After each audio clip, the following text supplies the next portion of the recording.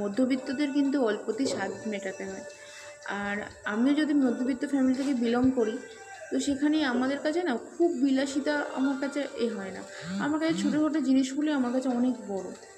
আর এই যে মিশো থেকে এই শাড়িটা আমি অর্ডার করেছিলাম, তোমরা হয়তো অনেকেই পরেছো, বা অনেকে দেখলেই চিনতে পারবে, কলকাতা হলুদ ট্যাক্সি, যেটা খুব এখন প্রায় না বললেই দেখা যায়, মানে কলকাতা সাইডে খুব কমই এখন দেখা যায় তাকে।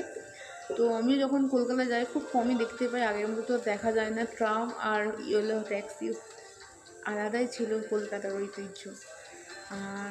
আর সেখানে এই প্রিন্টে সত্যি কথা বলতে যে কলকাতা লেখাটা না, নিজের শহরের নাম লেখা, এরকম শাড়ি পরে ঘুরতে সবারই ভালো লাগে, আমারও ভালো লেগেছে।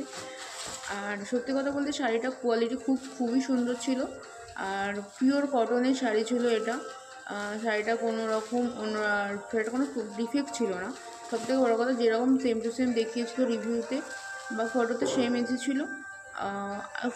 জাস্ট বিশ্বাস করো, দেখলেই যেন প্রেমে পড়ে যেতে ইচ্ছা করছে।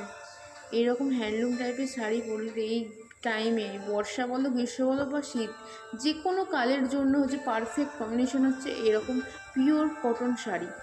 সত্যি কথা বলতে আর কিছু লাগে না।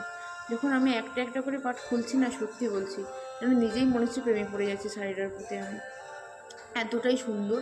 আর আমি আবার গায়ে জাস্ট টাচ করে দেখলাম, সত্যি কথা বলতে খুবই সুন্দর শাড়ি। তো কে কে নিচ্ছ বলো। আর এই শাড়িটার লিঙ্ক কমেন্টে রইলো।